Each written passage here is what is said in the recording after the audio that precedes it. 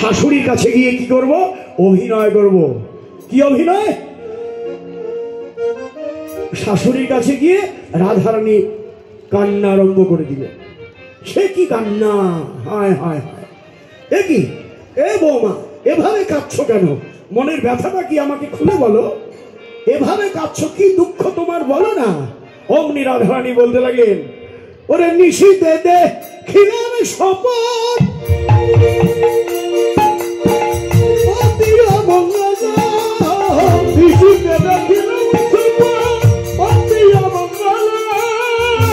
পতি মর পতিত কাল কবল, ওরে পতি মর পতিত কাল কবল, শেষ নিশীতে স্বপ্ন দেখলাম, শেষ নিশীতে স্বপ্ন দেখলাম, পতি আমার মৃত্যু মুখে,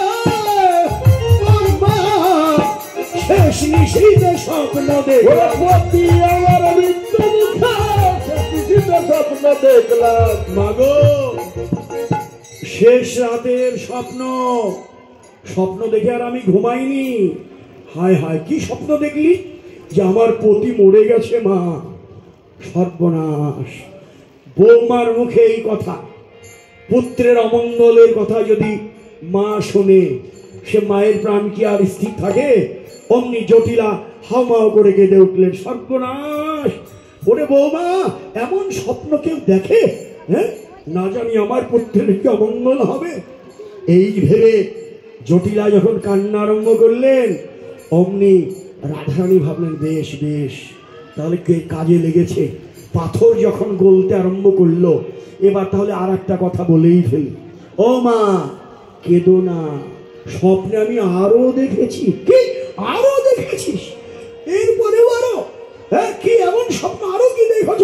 বৌমা বলছে, মা শোনো, স্বপনেই সূর্য পুঁজি আশীর্বাদ বলে, স্বপনেই সূর্য পুঁজি আশীর্বাদ বলে, স্বপনেই সূর্য পুঁজি আশীর্বাদ বলে, স্বপনেই সূর্য পুঁজি আশীর্বাদ বলে, মতে মুক্তি কই নমঃ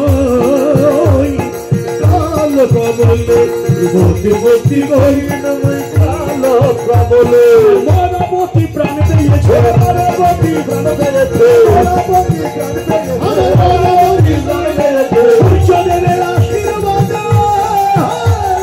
মনমতি প্রাণ পেয়েছে, সূর্যদেবের আশীর্বাদ, মনমতি প্রাণ পেয়েছে, সূর্যদেবের আশীর্বাদ, মনমতি প্রাণ পেয়েছে, সূর্যদেবের আশীর্বাদ, মনমতি প্রাণ পেয়েছে। শুনলে তো মা, স্বপ্নে আমি কি দেখেছি? স্বপ্নেই সূর্যদেবের পূজা করেছি। অমনি সূর্যদেবের আশীর্বাদে আমার পতি প্রাণ ফিরে পেয়েছে।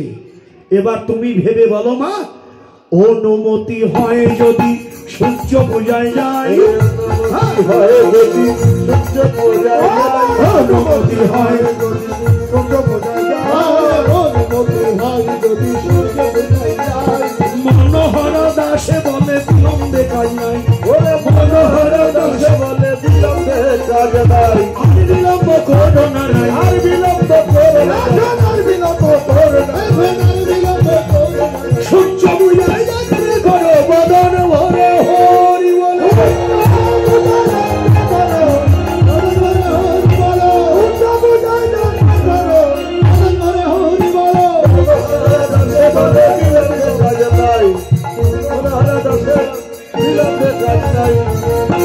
অনুমতিটা দেখেন কিভাবে কৌশলে কৌশলে রাধারানী শাশুড়ির কাছ থেকে অনুমতিটা আদায় করে নিল। বাহ! তাতে কি করলো? একটু মিথ্যার আশ্রয় নিয়েছে। আপনারা ভাববেন না আজকের থেকে আমরাও গিয়ে মিথ্যা কথা আরম্ভ করব নাকি? শাশুড়িকে মিথ্যা কথা বলবেন না? না, বলবেন না। কখন বলবেন? যদি বলে যে বৃন্দাবনে যাব, বাধা দিয়েছে, অন্য কথা বলে বৃন্দাবনে আসবেন, তাতে কোনো অপরাধ হবে না। কিন্তু বৃন্দাবনে না এসে যদি অন্য জায়গায় যান, তাহলে তো অপরাধ হয়েই যাবে নাকি? দেখেন না, ওই যে মেয়েরা বাগান করে, ফুলের বাগান, আগে তো করতো, এখন মেয়েরা ডিজিটাল ওই মোবাইল হাতে নিয়ে সব গেছে, মেয়েরাও আর ওই ফুলের বাগানটা কেন করে না। সব সর্বনাশ ওই মোবাইলেই করে দিয়েছে। কিসের আর ফুলের বাগান, কিন্তু আগে করতো, আমরাই দেখেছি, আপনারা অনেকে দেখেছেন, চমৎকার চমৎকার বাগান করতো। সরস্বতী পূজার আগের দিন, আগের রাত্রে কি ছেলেরা কি করতো, একের ধুম মুড়ে মুছড়ে সব ফুল তুলে নিয়ে চলে যেত। এখন মেয়েরা তো কত রাগারাগি গালাগালি করতো, ওই গাল ওদের লাগতো না। কেন জানেন? ওরা ফুলটা চুরি করে নিয়েছে, ওদের নিজের সুখের জন্য নেয়নি তো, মায়ের চরণে দেবে বলে। বলি বল, মায়ের চরণে যদি না দিত, নিজের সুখের জন্য যদি নিত, অপরাধ হতো।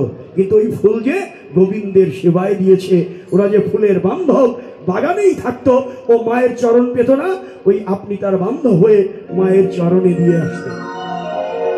এই জন্য মিথ্যার একটা কায়দা আছে, যেখানে সেখানে। তাই বলে আজকের থেকে আপনি মিথ্যা বলবেন না। যেখানে ভজন পথে যদি বাধা আসে, সেখানে একটু হেরফের করে আপনি ভজনে আসতেই পারেন, কিন্তু অন্যত্র নয়। নিজের সুখের জন্য যেন তা না হয়। আজকে রাধারানী এই আশ্রয় নিয়ে, কৌশল নিয়ে শাশুড়ির অনুমতিটা নিয়ে নিল। এখন রাধারানীকে যখন অনুমতি দিল, যাও বৌমা, স্বপ্নে যখন পূজা করেছো, দেরি না করে সাক্ষাতে পূজাটা করে এসো। এই কথা শোনা মাত্র এবার রাধারানী সখীদের ডেকে বলল, আয় উলুধ্বনি দে, হরিধ্বনি দে, চল সবাই।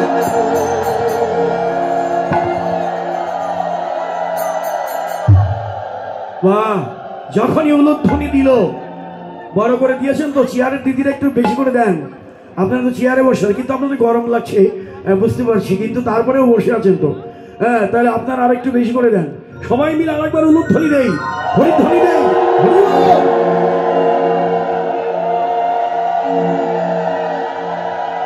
বাহ! উলুধ্বনি হয়েছে। এমন সময় ওই যে ননদিনী কুটিলা পাশের বাড়িতে বেড়াতে গিয়েছিল, বাড়িতে এত বড় উলুধ্বনি, ব্যাপারটা কি? এক দৌড়ে বাড়ি এসে হাজির। এসে দেখে কি বৌদি সেজে গুজে আয়রি নায়রি নিয়ে কোথায় যেন রওনা হচ্ছে। এই দেখেই তো তুলসী কুটিলার অবস্থাটা বুঝতেই পারছেন, রাগে কটকট করছে। এই মা, জটিলাকে বলছে, মা কিরে, এই বৌদি কোথায় যায়? বৌদি কোথায় যায়? আজকে তো কোনো পূজা পার্বণ নাই, আমিও জানি না, আমি জানি না বৌদি কোথায় যায়। ওরে সর্বনাশ! কুটিলার রাগ দেখে জটিলা বললেন, এই শোন কুটিলা, আরে তোর বৌদি স্বপ্ন দেখেছে তোর দাদা মরে গেছে, স্বপ্নেই সূর্য পূজা করেছে, সূর্যদেবের আশীর্বাদে তোর দাদা প্রাণ ফিরে পেয়েছে। তাই আমাকে যখন এই স্বপ্নের কথা বলল, আমি বলেছি, বৌমা স্বপ্নে যখন দেখেছো, পূজাটা তুমি করে এসো। কুটিলা, দেখ দেখ, তুই রাগ করিস না, আমি অনুমতি দিয়েছি, তুই বাধা দিস না। চূড়ানা শুনে ধর্মের কাহিনী। কুটিলা বললো কি, আমি যাব, দেখি আজকে কোন পূজা করতে যায়। কয় কুটিলা সব জটিলা, কুলখাদারি যত, কয় কুটিলা সব জুটিলা, কুলখাদারি যত, দাদার কুলে কালি দিতে সবাই হলে রত, দাদার কুলে কালি দিতে সবাই হলে রত। আমি তোদের সনে যাইব বনে দেখব তোদের কাজ, আমি তোদের সনে যাইব বনে দেখব তোদের কাজ, আমি তোদের সনে যাইব বনে দেখব তোদের কাজ, আমি তোদের সনে যাইব বনে দেখব তোদের কাজ। ওরে মনোহরা সত্যরা লেই পূজারি সাজ, লেই পূজারি